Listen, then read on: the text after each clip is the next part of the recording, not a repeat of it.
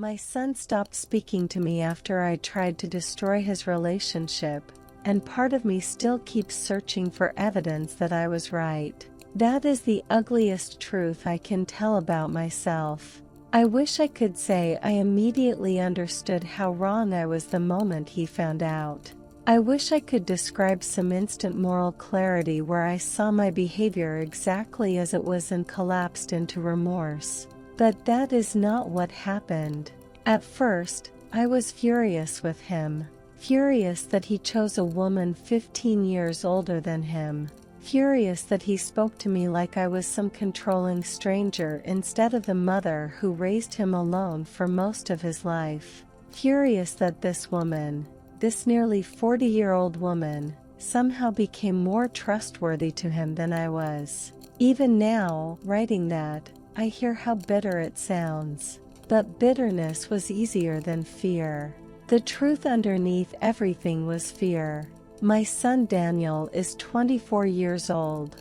He has a stable job in software development, his own apartment, a good head on his shoulders. He has always been responsible in ways that surprised people. Even as a child, he hated disappointing others. He packed his own school lunches by 13 because he knew I came home exhausted from work. After my divorce, it became just the two of us for years. That kind of closeness can become dangerous between a mother and son if you are not careful. I understand that now in a way I did not before. Your child slowly becomes your emotional center without either of you fully noticing it happen. I never remarried. There were relationships, but nothing lasting. Most of my adult life revolved around work and motherhood. I told myself I was fulfilled by that. Maybe I even believed it. Then Daniel met Elise. The first time he mentioned her, he sounded different. Softer somehow, nervous in a way I had not heard since he was a teenager. He said she was thoughtful, intelligent, creative. They met through a volunteer arts program in the city. Then he told me her age casually over dinner, 39. I remember physically putting my fork down because my appetite disappeared instantly. He noticed immediately. "Mom, don't do that," he said quietly. That sentence irritated me more than it should have. Don't do that. As if my reaction itself was the problem instead of the situation. I tried to stay calm initially. I really did. I asked practical questions. What did she do for work? Had she been married before? Did she want children? Even then, I think I was searching for flaws instead of understanding. Daniel answered patiently at first, but I could already feel him emotionally pulling away from me whenever her name came up. That distance made me panic internally. I told myself my concerns were rational. What could a 39-year-old woman possibly want with a 24-year-old man? Wouldn't their lives eventually become incompatible? Was she avoiding men her own age for some reason? I repeated these questions to friends constantly looking for validation. Most of them gave me polite versions of the same answer. He's an adult. That phrase infuriated me every time, as if adulthood magically removed my right to worry. Still, I tried to behave respectfully in the beginning. I met Elise twice. She was warm, composed, irritatingly difficult to dislike. That almost made things worse. If she had been manipulative or immature, my emotions would have felt cleaner somehow. Instead, she listened attentively when I spoke. She brought wine to dinner. She asked thoughtful questions about Daniel's childhood stories.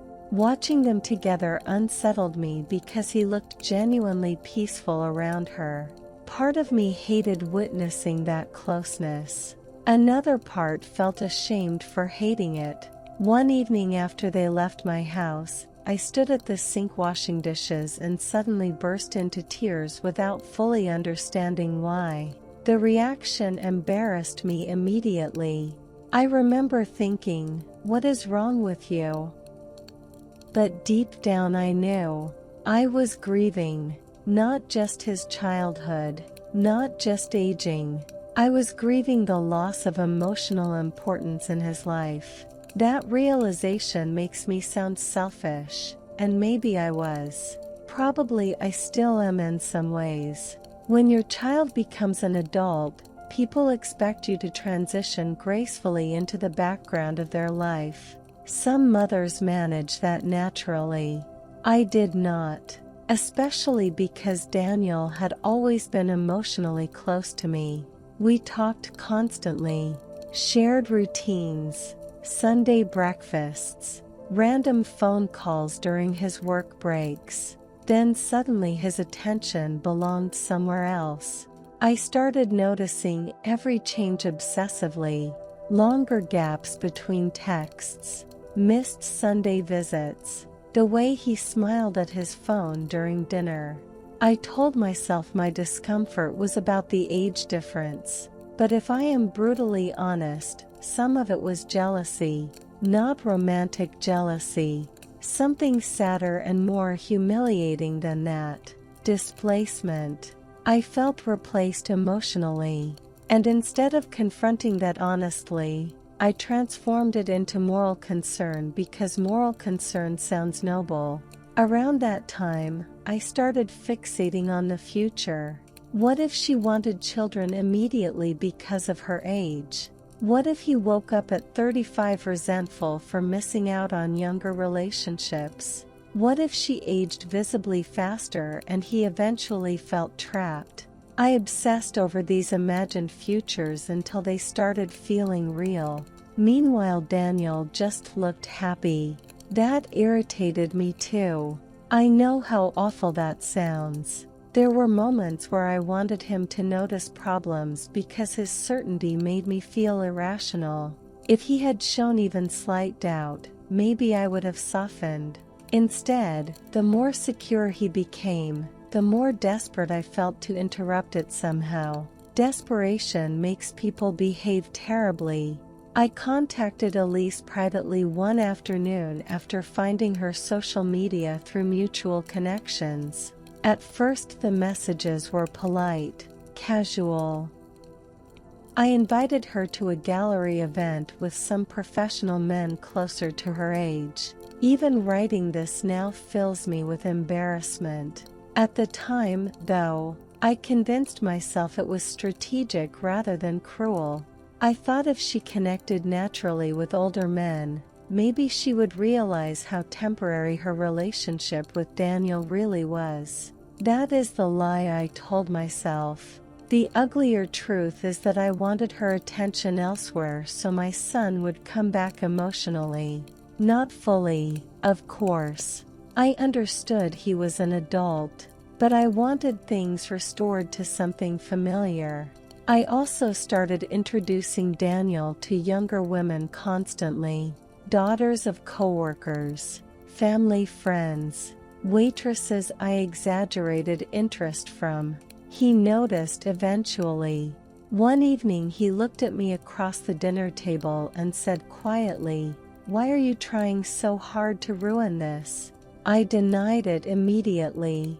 That is another thing shame does. It makes you defensive before it makes you honest. I insisted I was protecting him.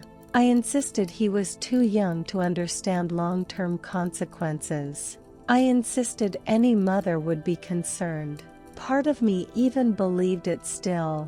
Then everything collapsed. Apparently Elise told Daniel about my messages because she felt uncomfortable hiding them.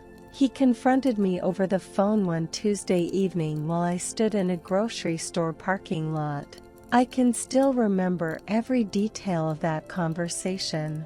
The rain hitting my windshield, the steering wheel cold beneath my hands. He sounded devastated more than angry. That hurt worse somehow. "You tried to sabotage my relationship," he said. I started crying immediately and defending myself at the same time. It was messy and pathetic. I kept repeating that I was worried about him, worried about their future, worried he was moving too fast. Finally, he interrupted me quietly. "No, Mom. You're worried I love someone else more than I need you." Silence. Absolute silence. Because the terrible thing was that part of him was right. Not entirely. My concerns were not completely imaginary. Age gaps can create real complications. Different timelines. Different expectations. Different stages of life. I still believe that. But underneath those concerns was something much more personal and selfish that I had refused to examine honestly. Fear of becoming emotionally unnecessary. After that call, he stopped answering me. Days turned into weeks. Weeks into months.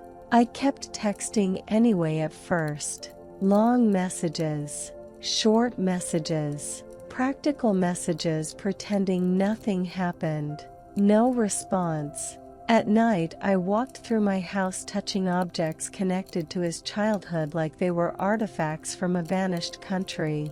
His old soccer trophies. School photos. The chipped mug he always used for coffee when visiting. I became angry at him again during those months because anger felt more survivable than shame. How could he cut me off so easily? How could one woman outweigh decades of motherhood? But underneath the anger was humiliation, because I started replaying my behavior honestly for the first time. I saw how controlling I sounded, how manipulative, how disrespectful. Worse than that, I saw how little trust one actually had in the son I claimed to protect.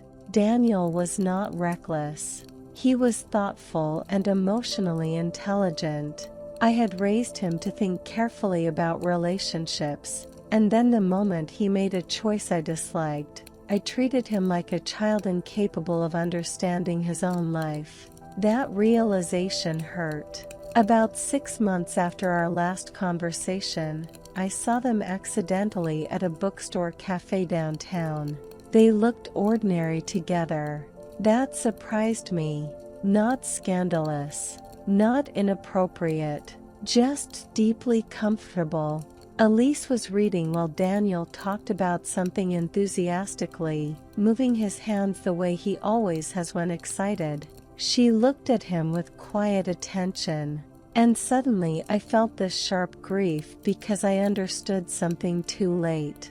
He had not abandoned me. He had simply built a life that no longer revolved around me. That is what children are supposed to do. I sat in my car afterward crying so hard I could barely drive home. Not because of the age difference anymore. Because I finally understood how loneliness had distorted my love into control.